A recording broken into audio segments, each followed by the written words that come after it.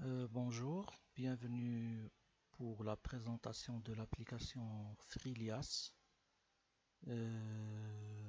Freelias est une application qui a été développée gracieusement par un ingénieur informaticien que je salue, Monsieur Yassine El-Moudni, qui a bien voulu mettre à la disposition de la communauté comptable une application gratuite pour la génération de l'alias fiscal en format XML.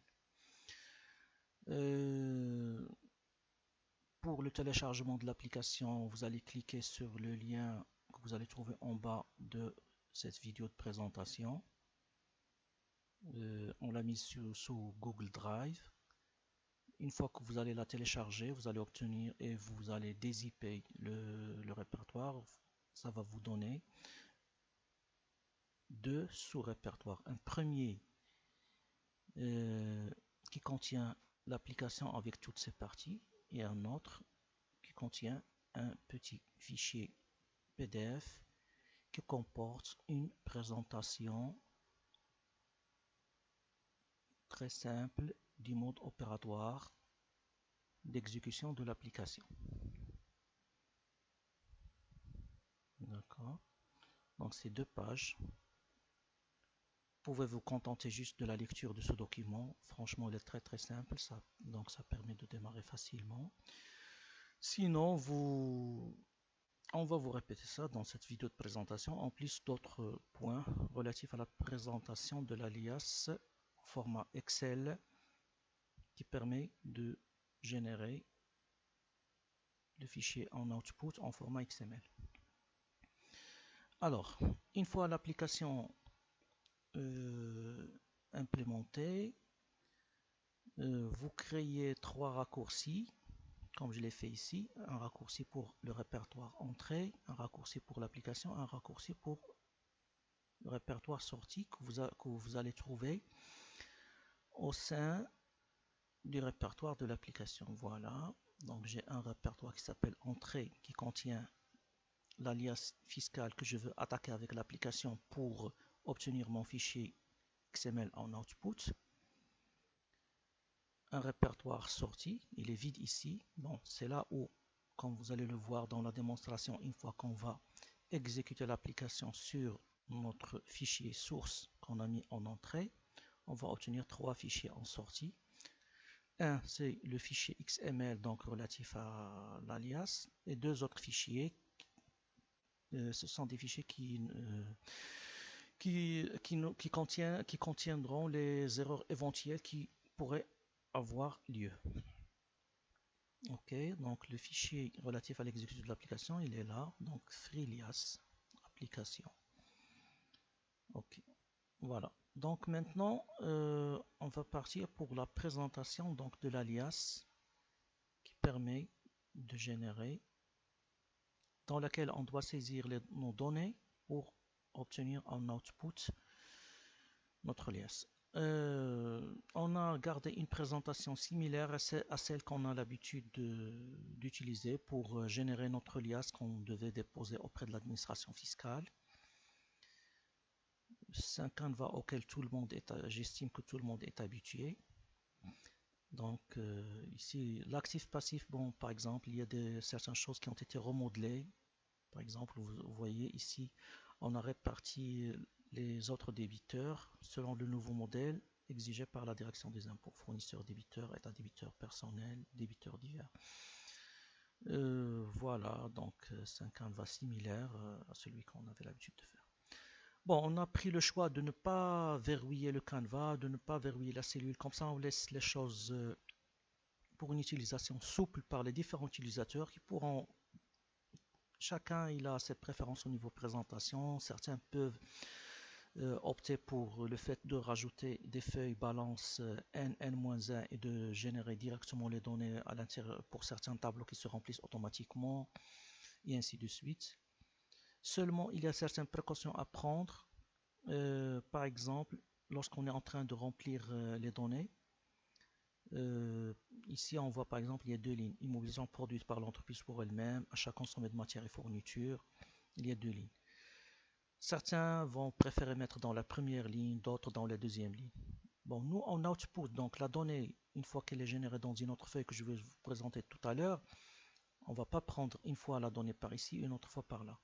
C'est pour cela qu'on a grisé cette ligne pour indiquer que c'est la ligne qu'il faut remplir pour avoir les données en sortie. Ok.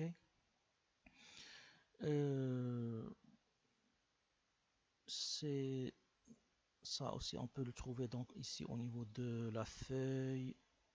Voilà, donc au niveau de la feuille provision. Donc c'est ici où il faut mettre les données. C'est à partir de là qu'on va les piquer dans les feuilles cibles où les valeurs donc ont été prises. Alors, on part pour vous présenter donc les feuilles qui nous permettent de générer. Donc il y a une feuille où on a mis les données qui vont nous servir à générer l'entête du fichier XML. Donc l'identifiant du modèle, pour notre cas c'est un modèle simplifié, donc son code c'est 7, l'identifiant fiscal de la société, l'exercice fiscal, la date de début de l'exercice fiscal, la date de fin de l'exercice fiscal et le nom de l'entreprise, même s'il n'est pas exigé au niveau de l'entête du fichier XML, on l'a mis ici.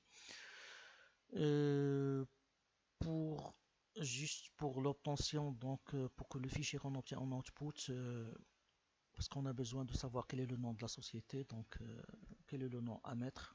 Donc c'est là où c'est de là où on le prend. Alors maintenant la feuille principale à partir de laquelle on collecte les données, on l'a appelée tableau divers. Donc là on va trouver l'ensemble des, disons, 80% des tableaux. 60, donc une première colonne qui contient le code ID du tableau, le code EDI de la donnée à l'intérieur du tableau, la valeur qu'on a ramené par formule à partir de notre canevas, le numéro de ligne, le cas échéant, et le type de données. V pour une valeur avec deux chiffres après la virgule, E pour entier, D pour date et T pour texte. Donc ce sont les quatre types de valeurs qui sont prévus dans le cahier de charge de la DGI relatif à la génération du fichier en format XML. Bien, donc une fois ces données donc sont remplies, elles viennent automatiquement dans ce canevas. Pour certains tableaux pour lesquels on a estimé que le nombre de lignes, 10 lignes par exemple, sont largement suffisantes, on les a mises ici. Donc il y a les données qui se répètent autant de fois qu'il y en a. Si on n'a rien, donc c'est vide, ou bien il y a un zéro. Pour d'autres, on a estimé que parfois ça pourrait être plus que 10 lignes, ça dépend du cas de l'entreprise. Donc là, le canevas il est ouvert. Donc il suffit de remplir la feuille source, par exemple ici le tableau des biens Core Device, supposons qu'on a une société qui a 10, 15, 20 articles. Donc l'utilisateur il va les remplir ici dans le canevas, il va rajouter autant de lignes dont il a besoin jusqu'à ce qu'il termine son remplissage. Et puis, donc par formule, par glissement de formule, il va rajouter, donc il va faire glisser cette ligne pour qu'elle ramène les données de la feuille source. Juste une remarque, bon ici vous voyez l'incrémentation, donc ça change le numéro de tableau, donc je le corrige, le numéro de ligne il est correct. Voilà, donc cette ligne elle est rajoutée, elle est toute vide, puisque juste par glissage, donc on a dépassé le nombre de lignes qui sont remplies. Il ne faut pas la laisser comme ça, donc il faut supprimer cette ligne, parce que sinon le programme il continue à lire un tableau où il y a plusieurs lignes tant qu'il y a un code du tableau dans la première colonne. Donc ici ce sont deux lignes inutiles. Ok, donc on va supprimer ces deux lignes. Voilà, donc le numéro de ligne est bien incrémenté. Donc on part à la suivante. Donc c'est le même traitement pour toutes ces feuilles, pour tous ces tableaux dans lesquels il peut y avoir un nombre de lignes illimité. Alors, maintenant pour ce qui est des précautions, des choses à éviter lors de l'utilisation donc de ce canevas. Il ne faut pas rajouter de lignes au-dessus de la première ligne. Il ne faut pas aussi rajouter de colonne à gauche de la première colonne. Je vais vous expliquer pourquoi. Le programme il est conçu de telle façon à lire, il s'attend à trouver les codes EDI des données au niveau de la deuxième ligne de chaque feuille de ces tableaux un nombre de lignes indéterminé. OK? Donc si vous insérez une ligne au-dessus ou bien au-dessus de celle-là, vous risquez de gêner donc le programme. La même chose donc ici, donc il s'attend à trouver le code ID, donc le code du tableau, dans la première colonne de chaque feuille de ce groupe de feuilles des tableaux en nombre de lignes indéterminé. Donc ce sont je crois les deux ou trois principales choses qu'il faut respecter pour avoir donc en output sa liasse en format XML. Ici c'est une feuille dans laquelle on a mis tous les champs extra field tels qu'ils sont définis par le cahier de charge de la DGI. Voilà, donc notre canevas il est là. Qu'est-ce qu'il nous reste donc pour pouvoir générer notre liasse? Donc aller à l'application, plutôt aller au raccourci qu'on a créé pour. Voilà, donc raccourci, voilà.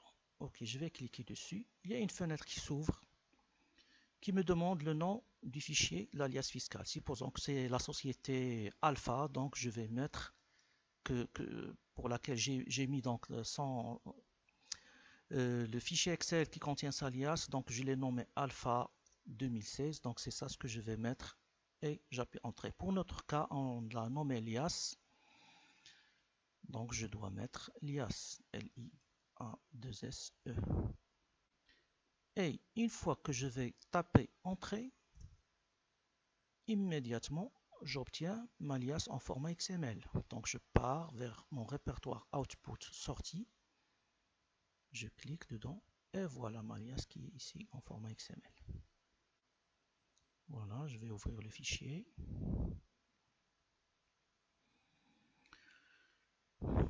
Voilà, donc notre liasse avec le code du modèle, le résultat fiscal, la partie en tête contenant l'identifiant fiscal, date début d'exercice, date de fin d'exercice, et puis le groupe valeur, les tableaux. Donc le premier tableau, donc le 61, c'est l'actif. Une fois que toutes les données correspondantes ont été intégrées, ici c'est donc le tableau 65, c'est le passif. Le tableau 78, je crois que c'est le CPC. Le tableau numéro 7, c'est voilà, donc c'est le tableau de passage, code ED 820 et ainsi de suite. Ok. Voilà, donc je ferme cette fenêtre là. Oui. Alors, avec notre liasse XML, on a ici deux fichiers. Donc, je vais vous expliquer de quoi est-ce qu'il s'agit, à quoi est-ce qu'ils servent. Donc, il y a un premier fichier ici. Bon, j'ouvre déjà une petite parenthèse. Donc, chaque fichier qui est généré, par exemple ici, donc le fichier de l'alias, donc le nom de la société qu'on avait renseigné dans l'alias, le jour, 16h, donc, pardon, plutôt le 16 mars 2017 à 1h58, 16 secondes. Voilà, donc infolias, rejet lias. Alors, infolias, qu'est-ce qu'il contient? Donc, onglet tableau divers. Donc, ici, c'est un fichier pour toutes les données qui ont été rejetées sciemment par le programme. Pourquoi? Tel que prévu par le cahier de charge de la DGI, les champs, disons, lorsque dans un tableau, il y a un champ qui est vide, ou bien une valeur nulle, 0, il n'est pas à renseigner dans le fichier XML à générer. Pourquoi? Parce qu'il va l'alourdir inutilement. Voilà, donc ici, donc, pour s'assurer que seulement et uniquement ce sont des valeurs nulles qui n'ont pas été générées, le programme, donc, il nous génère ce fichier qui s'appelle infolias, sur lequel on doit jeter un coup d'œil quand même pour s'assurer que toutes ces valeurs sont vides ou nulles. Voilà, donc on est là. Non, ok, ok, ok. Voilà, donc on est arrivé à la fin. Donc toutes les données, on s'est assuré donc qu'il n'y a que des données vides. C'est une précaution quand même à prendre. Et puis le second tableau. Alors, où est-ce qu'il est? Donc le second tableau, c'est rejet Elias. Ici, par contre, ce sont des données qui ont été contrôlées par le programme et qu'il a trouvé invalides par rapport au cahier de charge de la DGI. Principalement, ça pourrait être par exemple une donnée qui est une valeur numérique avec deux chiffres après la virgule, mais au sein du champ, il a trouvé un texte, ou bien inversement, ou bien par exemple un entier à la place, une anomalie quelconque. Bon, bref, dans tous les cas, de toute façon, ici, les valeurs qu'il a rejetées sont juste des champs vides qui ne sont pas conformes. Donc, il n'y a rien de manche, rien de... Ok. Voilà. Alors, qu'est-ce qui nous reste maintenant pour télécharger notre liasse? Il suffit de prendre notre liasse et de la compresser selon le format demandé par la DGI. Donc, c'est le format donc, dossier compressé. Donc, on l'a mis. Certainement, vous l'avez déjà fait pour d'autres télédéclarations que vous avez faites, surtout par exemple la TVA et ainsi de suite. Voilà, voilà notre dossier compressé. Bon, moi je l'ai déjà testé, je l'avais déjà téléchargé sur le site de la DGI. Donc ça c'est une démonstration, donc je refais l'opération et tout marchait bien. Si vous avez d'autres questions, si vous avez des remarques, des suggestions, elles sont les bienvenues. Nous avons une page Facebook sur laquelle vous pouvez nous laisser vos posts, vos remarques. Et puis, au-dessus de la présente vidéo, vous pouvez aussi rajouter des remarques ou des suggestions. Nous nous efforcerons le maximum pour apporter des améliorations, donc grâce à l'assistance de la communauté de tous les comptables. Voilà, s'il y a des volontaires qui veulent se proposer pour le développement ou bien pour des améliorations au niveau de l'alias et ainsi de suite. Donc on est ouvert. Voilà, donc c'est tout ce que j'ai à vous dire donc, pour cette présentation. Je vous remercie pour votre attention et au revoir.